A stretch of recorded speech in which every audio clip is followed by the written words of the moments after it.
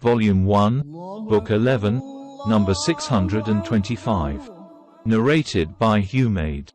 Anas said, "The Prophet said, O Bani Salima, don't you think that for every step of yours that you take towards the mosque, there is a reward while coming for prayer?"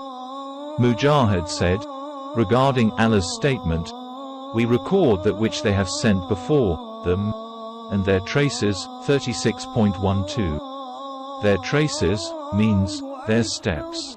And Anas said that the people of Bani Salima wanted to shift to a place near the Prophet, but Allah's apostle disliked the idea of leaving their houses uninhabited and said, "Don't you think that you will get the reward for your footprints?"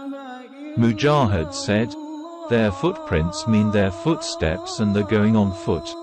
Volume 1, Book 11, number 626. Narrated by Abu Hurairah. The Prophet said, "No prayer is harder for the hypocrites than the Fajr and the Isha prayers, and if they knew the reward for these prayers at their respective times, they would certainly present themselves in the mosques, even if they had to crawl." The Prophet added, "Certainly I decided to order the muadhin, call maker, to pronounce Karma and order a man to lead the prayer and then take a fire flame to burn all those who had not left their houses so far for the prayer along with their houses." Volume 1, Book 11, number 627.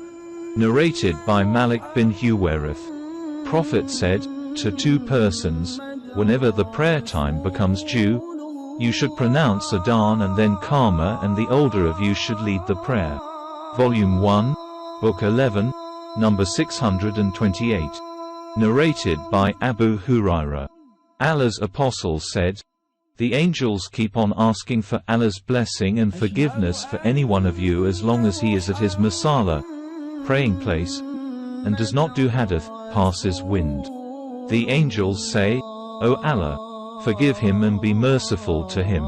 Each one of you is in the prayer as long as he is waiting for the prayer, and nothing but the prayer detains him from going to his family." Volume 1, Book 11, number 629. Narrated by Abu Hurairah.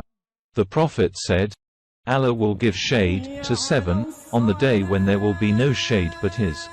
These 7 persons are a just ruler, a youth who has been brought up in the worship of Allah, i.e. worships Allah sincerely from childhood, a man whose heart is attached to the mosques, i.e. to pray the compulsory prayers in the mosque in congregation, 2 persons who love each other only for Allah's sake and they meet and part in Allah's cause only, a man who refuses the call of a charming woman of noble birth for illicit intercourse with her and says, I am afraid of Allah, a man who gives charitable gifts so secretly that his left hand does not know what his right hand has given, i.e. nobody knows how much he has given in charity, and a person who remembers Allah in seclusion and his eyes are then flooded with tears." Volume 1, Book 11, number 630. Narrated by Humaid. Anas was asked, "Did Allah's apostle wear a ring?" He said, "Yes. Once he delayed the Isha prayer till midnight, and after the prayer, he faced us and said, 'The people prayed and have slept, and you remained in prayer as long as you waited for it.'"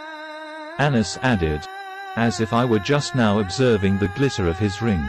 Volume 1, Book 11, number 631. Narrated by Abu Hurairah. The Prophet said, "Allah will prepare for him who goes to the mosque every morning and in the afternoon for the congregational prayer an honorable place in paradise with good hospitality for what he has done every morning and afternoon goings." Volume 1, Book 11, number 632. Narrated by Malik ibn Buhayna. Allah's apostle passed by a man praying 2 rakat after the Karma had been pronounced. When Allah's apostle completed the prayer, the people gathered around him.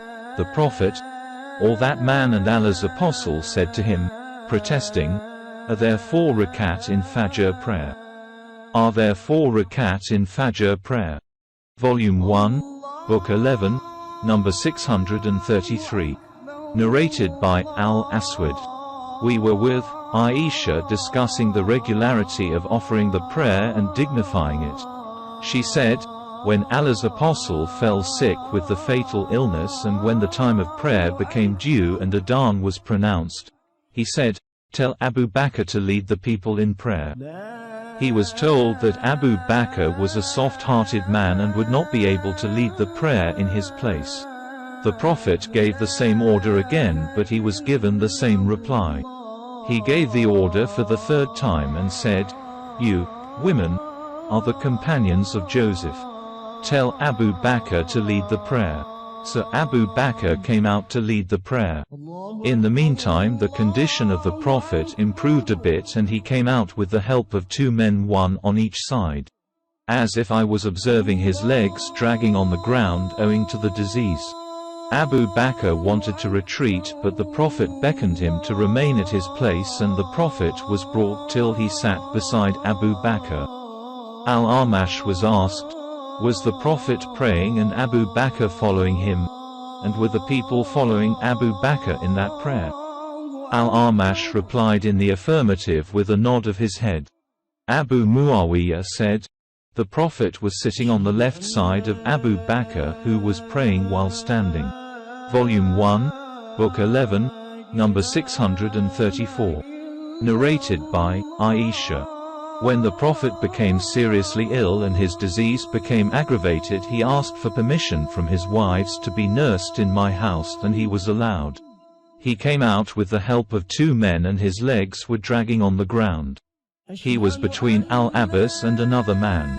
Ubaydullah said, I told Ibn Abbas what Aisha had narrated and he said, do you know who was the second man whose name Aisha did not mention? I said, no.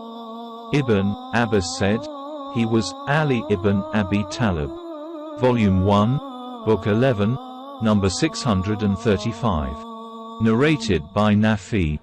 Once on a very cold and stormy night, Ibn Umar pronounced the Adhan for the prayer and then said, pray in your homes. He, Ibn Umar, added, on very cold and rainy nights Allah's apostle used to order the muezzin to say, pray in your homes. Volume 1, Book 11, number 636. Narrated by Mahmud bin Rabi al-Ansari. Itban bin Malik used to lead his people, tribe, in prayer and was a blind man.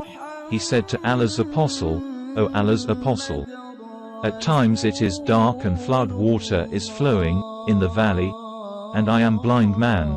So please pray at a place in my house so that I can take it as a masala, praying place. So Allah's apostle went to his house and said, where do you like me to pray? Itban pointed to a place in his house and Allah's apostle offered the prayer there.